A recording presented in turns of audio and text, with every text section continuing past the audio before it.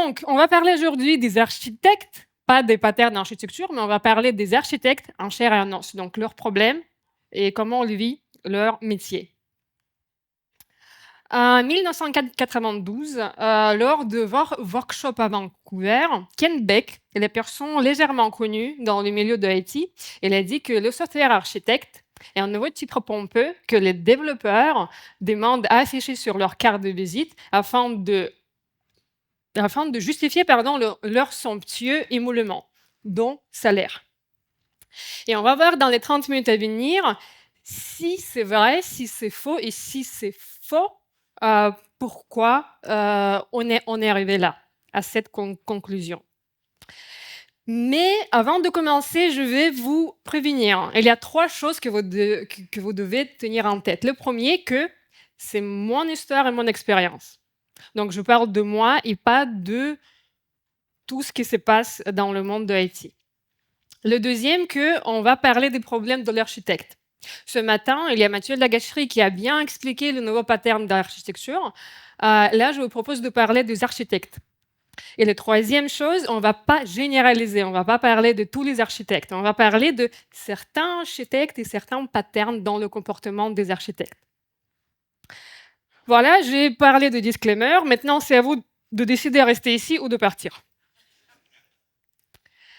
Et avant de commencer, je vais me présenter. Merci à Lucie. Elle a déjà commencé à me présenter un tout petit peu. Vous pouvez voir que j'ai 2 casquettes et en effet, j'ai changé 2 fois mon parcours professionnel. J'ai commencé ma vie pro dans les hôpitaux, donc j'étais psy. Après, je suis devenue dev mobile. En arrivant chez Octo, je suis consultante Octo. J'ai commencé à faire le back-end, le front-end, un tout petit peu infra. Et cette année, j'ai décidé, en vrai l'année dernière, j'ai décidé de devenir un architecte. Pourquoi? Parce que j'aime bien apprendre, j'aime bien voir les patterns, j'aime bien voir les systèmes. Et une drôle d'histoire que quand j'étais psy, j'ai appris l'approche systémique, dont justement on voit les patterns dans la communication, dans le comportement, et ça rajoute très bien les patterns qu'on peut voir dans le métier d'architecte. Et en plus, j'aime bien dessiner les boîtes, les flèches, même si parfois on ne comprend pas, c'est quand même beau. Et donc voilà, je pense que c'est un autre argument qui m'a poussé de devenir un architecte. Acte 1. Il se passe quelque chose d'étrange. Quand j'ai partagé mon souhait de devenir un architecte à mes collègues dev, je me suis dit, ouais, ça va être incroyable, je vais être dans les vraies réunions avec les architectes, je vais prendre les décisions qui vont affecter toute le SI. Ils ont dit, ouais, mais Lana, tu vas jamais pouvoir coder, tu vas passer tout ton temps dans les réunions, est-ce que c'est vraiment ça ce que tu veux faire? Et je me suis dit, mais wow, pourquoi ils ont cette image de l'architecte et moi, j'ai pas du tout cette image un tout petit peu stéréotypisée des architectes. Et quand je commençais à creuser pourquoi les développeurs, les PO, les Ops, ils ont cette image de l'architecte, je trouvais pas mal de choses. Par exemple, l'équipe, ils pensent que l'architecte, c'est quelqu'un qui crée une grande vision architecturale pour 5, 7, 8 ans. Il prend les développeurs pour les exécutants, donc c'est eux qui créent les projets et c'est les développeurs qui vont implémenter, donc thinkers and doers. Qu'il parle dans un langage que personne ne comprenne. Même là, je ne sais pas c'est quoi le schéma directeur au flux de valeurs, chaîne de valeurs aussi. Pareil, pour les schémas UML, c'est très beau, mais il y a très peu de gens qui savent vraiment le lire. Et mon préféré, c'est on ne peut pas apprendre archi. Mais en vrai, ça vient avec l'expérience, ça vient avec intuition. On ne peut pas apprendre. C'est quelque chose que les gens élitaires, ils ont. Et on va voir après, est-ce que c'est vrai ou pas.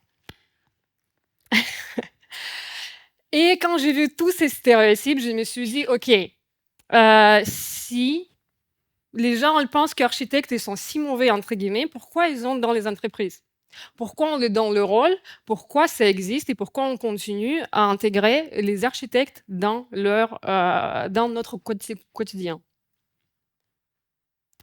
Acte 2. Upside down, donc le monde des architectes. Comment les architectes, ils vivent cette image des architectes qui parfois peut être négative.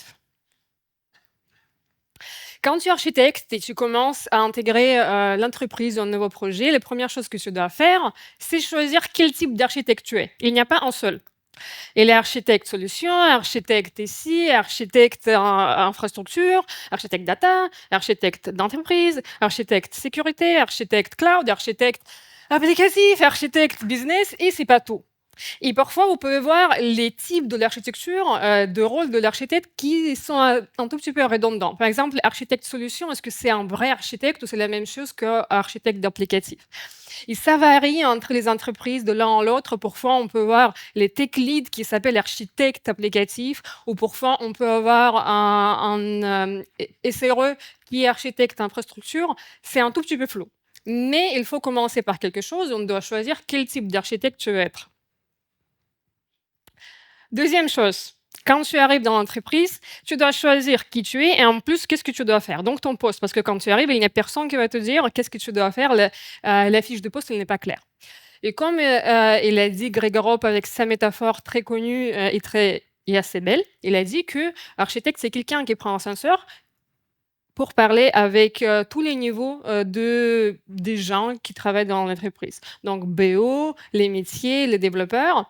Et comme on voit le travail de l'architecte comme ça, les périmètres, c'est assez gros.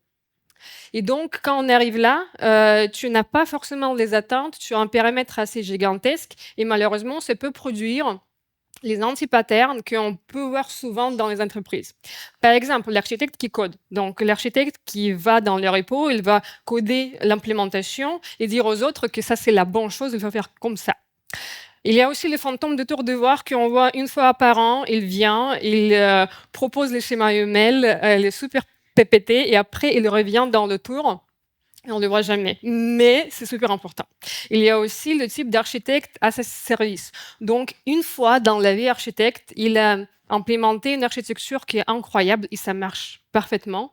Il a dit, bon, si ça marchait une fois, ça doit marcher tout le temps dans chaque contexte.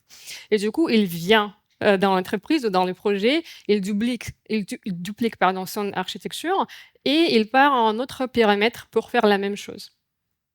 Encore une fois, je n'ai pas dit que tous les architectes sont comme ça, mais on peut voir quelques patterns, quelques références dans notre quotidien. Et en plus, c'est pas tout. On peut voir qu'avec l'arrivée des IA, le métier d'architecte, il a changé. Donc, si on peut commencer à voir les rétrospectives de métier de l'architecte, on peut voir que ça commençait en 1960 et ça s'appelait System Designer et c'était les gens assez expérimentés, qui ont été plutôt les développeurs boostés plus.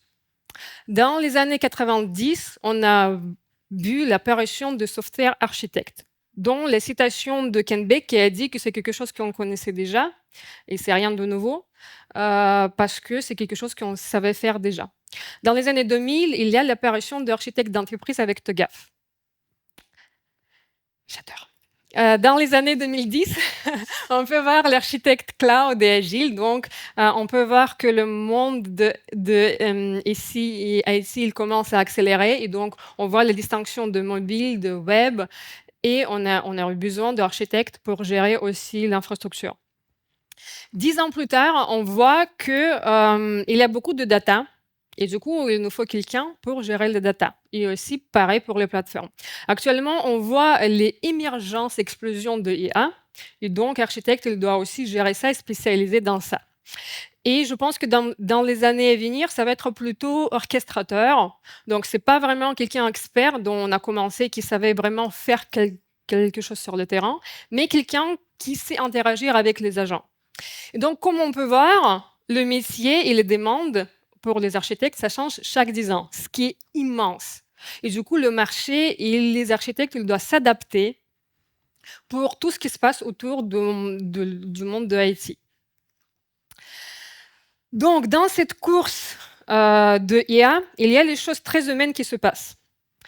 Déjà, la problématique, c'était que il n'y a personne qui sait à peu près comment les architectes prennent les décisions. Il y a bien sûr les frameworks avec les beaux schémas qui expliquent comment il faut prendre les décisions. Les problématiques, qu'il y a très peu de gens qui suivent les frameworks. Et deuxième chose, que ça demande beaucoup d'efforts mental. Les humains et les gens, ils ont été créés pour éviter de prendre leurs décisions. Si on peut éviter, on va on va le faire. On n'aime pas réfléchir, prendre les décisions parce qu'après, il y a les conséquences et on ne veut pas faire face aux conséquences. C'est pas agréable. Le souci qu'avec l'arrivée IA, la course, elle a commencé vraiment à accélérer. Si avant, architecte, il prenait les décisions une fois par jour, peut-être. Maintenant, il faut prendre les décisions chaque heure, peut-être plusieurs décisions par 10 minutes, peut-être, je ne sais pas. Le souci qu'avec ça, on accélère tous les biais subjectifs qui existent parce qu'on est tous humains. On ne peut pas fonctionner comme les robots, comme les machines. Et tout ce qu'on a eu avant, tous les biais communs comme un crash, framing, confirmation, qui sont plus flagrants dans le monde de l'architecture parce que c'est eux qui prennent les décisions désagréables. Du coup, ça accélère. Ce qui rajoute une couche d'obscurité sur la prise de décision. Par exemple, le biais de l'ancrage, c'est les premières informations qui viennent aux architectes, peut influencer les décisions qui arrivent plus tard. Pareil pour les biais de confirmation, c'est la même fixation pour le design qu'on peut voir dans les mauvais patterns, si on peut dire que c'est un mauvais pattern. Et du coup, avec cette accélération de monde IA, avec IA, pardon, dans SI, ça peut aussi rendre la prise de décision plus compliquée. C'est quand même le cœur de métier de l'architecte, avec le fameux trade-off. Et c'est pas tout. Avec l'accélération de IA, on peut voir aussi un impact sur l'organisation. Donc, les équipes qui deviennent plus nucléaires, donc souvent on peut voir un tech lead avec plusieurs agents. On peut voir l'architecture qui devient aussi architecture évolutive ou architecture continue. Donc, c'est l'architecture qui n'est pas le plan et la vision de la SI, mais c'est plutôt, OK, on a un événement on va rebondir pour maintenir le fonctionnement de nos applications. Et tout ça avec le renforcement de marché, parce qu'actuellement, tout le monde, je pense que dans vos entreprises, tout le monde insère et inclut les IA. Après, qu'est-ce qu'on va faire avec? On va voir plus tard. Mais le fait que actuellement tout le monde insère les IA, les agents, pour ne pas rester à côté de quelque chose d'important. Et tout ça, ça rend aussi la position et le travail de l'architecte un tout petit peu ambigu et parfois, ça peut paraître nécessaire. Parce que où on va placer l'architecte dans les équipes interdisciplinaires. On va mettre dans les team ops, je pense pas parce que les CRE. On va mettre dans l'équipe dev, je pense pas parce que les tech leads. Et c'est pareil pour le business team parce que c'est pas lui qui décide qu'est-ce qu'on va acheter et comment on va gérer les budgets, et même le métier, et pareil pour l'utilisateur. Donc, ça peut avoir un impact, mais où on va placer architecte, et si on a besoin vraiment de l'architecte, on ne sait pas vraiment. Donc, cette fameuse situation, on vit dans le deux mondes. Quand l'équipe veut avancer vite, il veut intégrer plein de features, il veut utiliser toutes les possibilités de IA et les agentiques, ce que vous voulez, et architecte en bas qui veut quand même voir une vision et veut avancer quelque chose dans quelque chose de robuste et qui peut être pérenne, bah, du coup, ça marche pas du tout. En plus, ils ne parlent pas de la même langue et ils ne s'interagissent pas forcément. Du coup, ça peut créer ces fameux silos qui peut créer les stéréotypes. Parce que si on n'interagit pas avec les personnes, si on n'interagit pas avec quelqu'un, bah, du coup, on va créer les illusions, on va créer les histoires et les ragots. Deuxième disclaimer, même si vous pensez que l'architecture, on n'a pas besoin parce qu'on a les agents IA, bah, ça existe quand même. Même si on a intégré plein de solutions et on a créé les équipes qui sont autonomes, on a quand même besoin d'un plan parce que sinon, ça peut coûter cher après. Personnellement, avant d'intégrer Octo, j'ai travaillé dans 3 startups et dans toutes les startups, parce que sur les startups, on n'a pas l'argent pour architecte. Vraiment, et en plus, on ne sait pas si c'est vraiment nécessaire ou pas. Le souci que quand on a passé à l'échelle dans des startups, bah, du coup, c'était compliqué parce qu'on n'a pas vraiment prévu de scaler, de réfléchir comment on va intégrer le nouveau marché. Et du coup, qu'est-ce qu'on a fait? On a recodé toute application qui a coûté extrêmement cher. Du coup, c'est un petit exemple tout naïf, mais c'est quelque chose qui montre que même si vous ne voulez pas investir dans l'architecture, ça existe. La seule différence, est-ce que vous voulez contrôler et être prêt pour tout ce qui arrive, tous les changements qui peuvent arriver, ou vous voulez subir et faire avec? Peut-être on va éviter, mais bon. Troisième acte, opening the gate. Comment on peut changer ce pattern et faire parler les architectes et l'équipe, si vous voulez. Parce que si vous voulez pas, c'est OK aussi, je ne vais pas vous demander de le faire absolument. C'est votre choix. On est libre. Je vous rappelle qu'il y a pas mal de stéréotypes de mauvaise réputation de l'architecte. Il nous reste 15 minutes, je crois. 14. Et on ne va pas aborder tous les problématiques. Je vous propose d'aborder ceux-ci. Et en plus, je vais les classer dans l'ordre de prio et de l'importance. Pour moi, le premier, c'est le rôle flou, parce que si on ne sait pas avec qui on travaille et qui c'est cette personne, on ne peut pas continuer. Tout court, le mur, le silo entre architecte et l'équipe, c'est quelque chose d'important. Une croyance qu'on ne peut pas prendre hiérarchie, le bruit conceptuel, architecture qui ne reflète pas la réalité, avec plein de documentation obsolète qui lit personne, avec plein de schémas, et présentation très belle de PPT. On va commencer par le premier, rôle d'architecte flou. Pourquoi pour moi, c'était toujours clair? Pourquoi dans mon cas, j'ai jamais de souci de comprendre qui sont les architectes et comment interagir avec eux? Parce que dès leur arrivée, ils sont posés, ils ont dit: «OK, voilà, c'est nous, qu'est-ce que vous voulez?» Ils ont passé par tous les niveaux, au niveau de métier, au niveau de ops, au niveau de développeur. Ils ont recueilli toutes les attentes, ils ont dit: «OK, ça, je peux pas répondre, ça, je réponds et comme ça, on va communiquer par tel channel avec tel point et ça va se passer comme ça». C'est tout évident, c'est tout bête, mais souvent on oublie, cette étape-là et ça peut créer pas mal de friction. J'ai travaillé sur un projet qui existait depuis 5 ans avec une dizaine d'équipes, avec 5 architectes, je crois. Et pour eux, dans leur tête et pour les devs et pour architectes, c'était clair. Qui fait quoi? C'était super clair.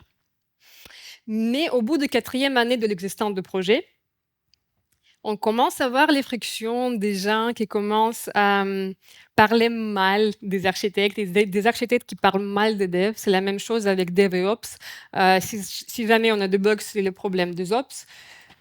Et vice-versa pour les Ops, les problèmes de Dev. C'était pareil pour les architectes. Et ils ont décidé 4 ans plus tard de faire un rôle de responsabilité, un atelier. Et les architectes qui ont piloté cet atelier, ils ont pensé, bon, ça va prendre 30 minutes, c'est clair, ça fait 4 ans qu'on travaille, nous, on sait ce qu'on fait, les devs, ils savent ce qu'on fait. Le souci, que ce n'était pas le cas et ça a duré 2 heures. Et encore, c'est pas fini. Parce que sur chaque point, vu que l'équipe elle était très mature, elle se battait et c'était assez violent à voir. Donc, je pense que c'est quelque chose de banal à premier coup, à première approche, mais c'est quelque chose qu'il ne faut pas oublier, c'est super important. Deuxième problématique, les silos, murs entre architecte et l'équipe. Ça, c'est quelque chose qu'on peut voir assez souvent. Après, ça peut être problématique ou pas. Pas de souci, si vous voulez pas que l'architecte et l'équipe parlent, ça peut aussi exister. Moi, j'ai jamais eu ce problème parce que inconsciemment, j'ai eu des architectes qui utilisaient le pattern de walking architect. C'est pas walking dead, c'est walking architect. Parfois, ça peut paraître dead, mais ils sont vivants, je vous assure. Qu'est-ce que c'est? C'est un concept qui a été émergé par les chercheurs néerlandais, je crois, et de villes asiatiques, je ne me souviens plus, de Singapour, je crois. Ils ont eu 2 soucis dans leur entreprise et du coup, ils ont essayé de voir pourquoi dans certaines équipes ça marche et dans certaines équipes ça marche pas. Ça marche parce qu'il y a architecte en marche. Et une blague. Et qu'est-ce qu'ils ont découvert? Que les architectes qui sont sur le terrain, qui communiquent avec des gens, ça peut paraître aussi tout évident, mais malheureusement, ce que je peux voir sur le terrain, c'est jamais le cas. Les architectes qui assistent dans les points, donc ça peut être au point tech lead, ça peut être au point tech tout court, ça peut être atelier, R&D. S'il est présent, bah, ça se voit. Et les gens, ils vont voir plus naturellement cette personne s'ils peuvent le voir tous les jours. Pareil, on peut le voir physiquement à côté de pause café. En fait, le but ici, c'est pas juste être présent et visible, c'est savoir qu'est-ce qui se passe dans les équipes. Donc, dans quelle équipe on a des frictions, quels besoins dans certaines équipes. Encore une fois, quand je dis ça, ça peut paraître tout naïf, mais j'ai pas vu ça souvent dans les équipes. Et encore une fois, oui, il y a une formule assez connue qui n'est pas scientifique du tout, Mais plusieurs architectes, ils disent que le travail de l'architecte, c'est 20% de schéma et de documentation et 80% de communication. Parce que moi, quand j'étais dev, jamais je vais lire les documents de 200 pages, pardon. Jamais je vais lire les schémas UML parce que je ne les comprends pas. Par contre, s'il y a quelqu'un qui va venir et m'expliquer, OK, ici, j'ai fait cette solution et cette décision parce qu'il a cette contrainte, ça change tout. Par contre, c'est le temps qui est non négligeable. Il faut aussi voir si les architectes, ils ont ce temps. Troisième problématique, je l'adore, on ne peut pas apprendre l'architecture parce que c'est quelque chose que tu as vécu ou pas vécu. Super. Pourquoi j'ai pas eu ça? Parce qu'il y a encore une fois les recherches qui sont basées sur inquiring learning, c'est apprentissage par les problématiques. Encore une fois, je dis ça, c'est tout banal, mais c'est prouvé aussi scientifiquement que si les gens ils participent ensemble dans les katas ou dans le brainstorming, et en plus, ce qui est super important, s'ils passent la soutenance, donc s'ils présentent à quelqu'un les solutions et assument toutes les conséquences qu'on peut avoir, ça change tout. Parce que c'est pas juste ah ok j'ai implémenté ça parce que ça me paraît ok. Le fait d'aller argumenter à haute voix, ça change tout. Et nous, dans notre projet, on a eu ça et ça me permet aussi de comprendre toutes les problématiques de trade-offs. Encore une fois, rien innovant, pas les paternéens, mais je vois ça presque jamais sur le terrain et pour moi et pour d'autres chercheurs, c'est vraiment essentiel. Quatrième, on avance, bruit conceptuel. Les schémas directeurs, les flux de valeurs, les ROI, tout ce que les devs ne comprennent pas. Et même parfois d'autres personnes, mais ils ne vont jamais avouer dans les réunions, ils vont dire que oui, oui, je comprends ce que tu dis. Comment on peut éviter ça? Et là, on peut voir l'approche des DDD. Vous avez vu, ou je vous invite de voir le talk de Bruno sur les DDD. Ici, je ne parle pas de toute l'approche des DDD, je parle qu'en petite partie, le langage commun. Le langage commun, c'est quelque chose qui, encore une fois, c'est tout banal, mais on ne fait pas ça sur le terrain. Si je veux commencer à vous parler en tchèque ou en russe ou en italien, il y a peu de gens qui veulent comprendre ce que je veux dire. Pareil, si les gens le comprennent sur le langage de tous les jours qu'on ne comprend pas, de business, on ne va pas le comprendre. Encore une fois, une drôle d'histoire, anecdote, j'ai travaillé sur le projet, on a eu 16 équipes. Ils ont été hyper autonomes, ils ont allé très vite, on a délivré plein de tickets. Au fur et à mesure, les équipes, ils ont commencé un tout petit peu à ajuster leur nombre de domaines. Donc, ils ont rajouté le contexte dans le nombre d'objets métiers. Et c'était OK, jusqu'au moment quand on a dû, encore une fois, passer à l'échelle, émerger certaines applications. Et là, on a une problématique parce qu'on ne savait pas de quoi on parle, de quel objet métier et comment on peut les mapper l'un avec l'autre. Donc, c'est quelque chose qui peut coûter assez cher à la fin et on ne sait jamais dans le futur, mais si on peut éviter cette duplication aux multitudes de noms et de langages, ça peut être que bénéfique. Toute dernière problématique que je vais voir avec vous, c'est architecture ne reflète pas des réalités. Donc, on a plein de docs, on a tout documenté. On a plein de schémas, ils sont tous nickel, tout beaux, mais par contre, dans le code, on voit autre chose. Et les développeurs, ils vont jamais aller voir le repo avec plein de poussière pour voir comment ça marche dans les repos des architectes. Si jamais ça existe, et peut-être c'est sur Confluence ou autre wiki. Comment moi j'ai réussi à ne pas avoir cette double vision de l'architecture? J'ai eu la chance de travailler avec les équipes, avec pas mal de pratiques craft. On a intégré les librairies de l'architecture dans les tests avec les guides d'Apaction et Hook.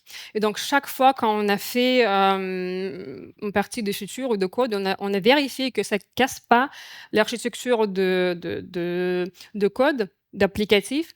Et en plus, on a binômé avec les architectes qui nous a donné une petite idée. Est-ce que ça reflète l'architecture globale ou pas? Encore une fois, il y a une croyance et un avis, je pense, qui est assez juste, qu'on n'a pas besoin de documentation parce que c'est le code qui raconte une histoire, parce que le code qu'on utilise, et on doit aller chercher les sources de vérité dans le code. Et c'est vrai. Mais par contre, ça ne peut pas raconter une histoire avec des dépendances, avec différentes liaisons avec d'autres applications, avec infrastructure, les visions, la projection de métier. Donc oui, le code, c'est quelque chose en dur qu'on peut voir et c'est la réalité. Par contre, il faut que ça prend en compte toutes les visions et tous les changements qu'on peut voir dans l'architecture globale. Et donc, c'est pour ça on doit avoir une sorte de monitoring de l'architecte pour qu'il garde la cohérence entre le code et l'architecture. Encore une fois, quand je dis ça, c'est banal. Est-ce qu'on voit ça sur le terrain? À vous de voir. Donc, vous avez déjà oublié les premiers problèmes qu'on a abordés, parce que je parle beaucoup, vous avez mangé, c'est normal. Pour ça, j'ai créé une sorte de bingo architecture. Là-haut, vous pouvez voir toutes les problématiques qu'on a vues en 10 minutes. À gauche, vous pouvez voir toutes les solutions qu'on a vues. Et comme on peut voir, au milieu, on peut voir les quick wins, quelque chose qui peut cocher rapidement et activer certaines problématiques si vous voulez le résoudre. Encore une fois, sur cet exemple, aligner le code de l'architecture, ça peut aussi casser les silos, ça peut aussi rendre le rôle de l'architecte moins flou, mais c'est plus pertinent pour rendre la documentation plus vive et réduire le bruit conceptuel, aligner le langage. Et comme vous pouvez voir, certaines lignes, ils ont plus de boussole que les autres. Et cette ligne, c'est devenir un walking architect qui, pour moi, la solution qui est plus optimale. Il peut aider le plus dans les problématiques, si vous avez les problématiques, de l'architecture qu'on doit émerger dans l'environnement. Parce que quand on voit les personnes, quand on voit qu'ils participent, ils essaient d'évangéliser tous les concepts d'architecture, bah, du coup, naturellement, on va l'inclure, on va en parler et ça va faire la partie de notre quotidien. Épilogue.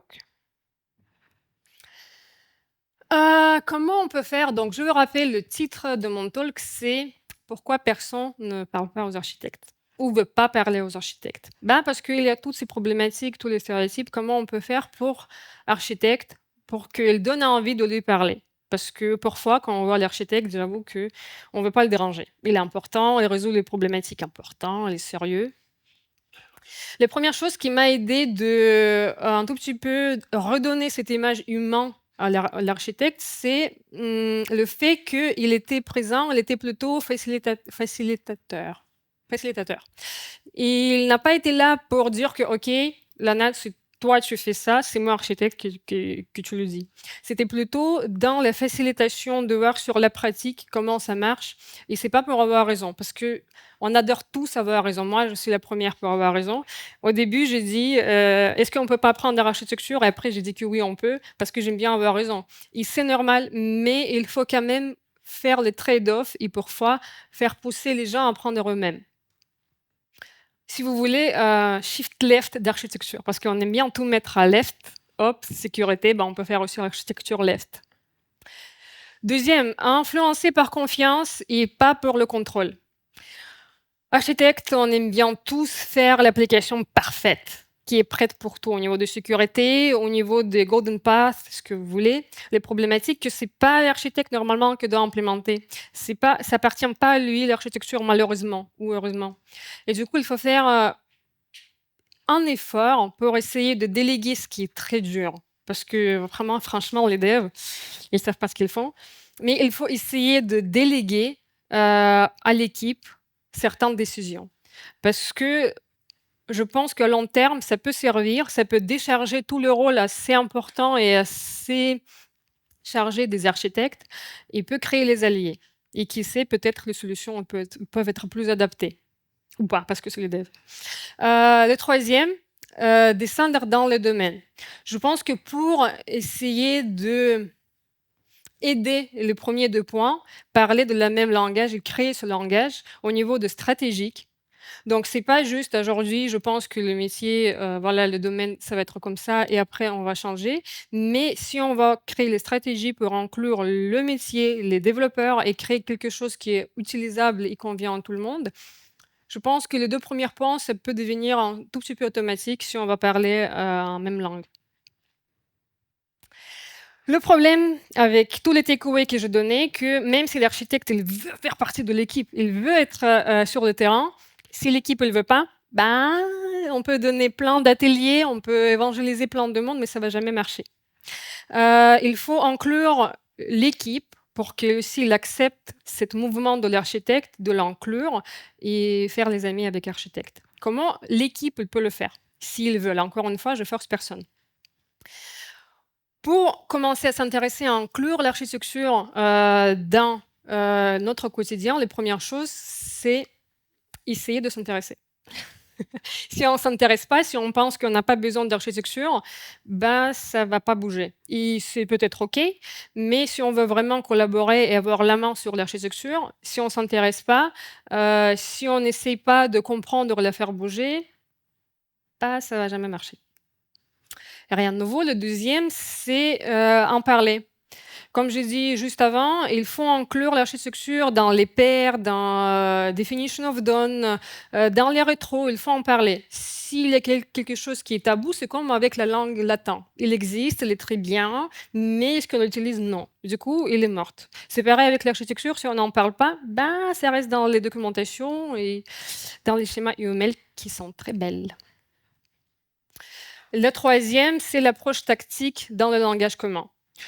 Donc, si pour l'architecte, c'était créer vraiment les stratégies à long terme on va modeler et configurer le langage commun, pour les développeurs et pour d'autres équipes, pour le métier, c'est plutôt comment on va utiliser tous les jours. Donc, c'est le même point, mais au niveau de l'équipe, et vraiment essayer de garder cette habitude d'utiliser ce langage tous les jours. Et on va revenir vers ma question et le problématique principale. Pourquoi on ne parle pas aux architectes? Et comme moi, je peux voir dans mon expérience, le problème, c'est pas vraiment l'architecture. Le problème, qu'on vit dans les deux mondes, on ne se comprend pas, on ne se parle pas, on travaille dans les différentes chambres, on travaille dans différents étages, on ne se voit jamais. Et pour moi, le problématique et le souci, c'est essayer de faire parler l'un l'autre et peut-être un jour, on ne va pas vivre dans les deux mondes différents. On va travailler ensemble comme une seule équipe. Et c'est tout. Merci beaucoup à vous.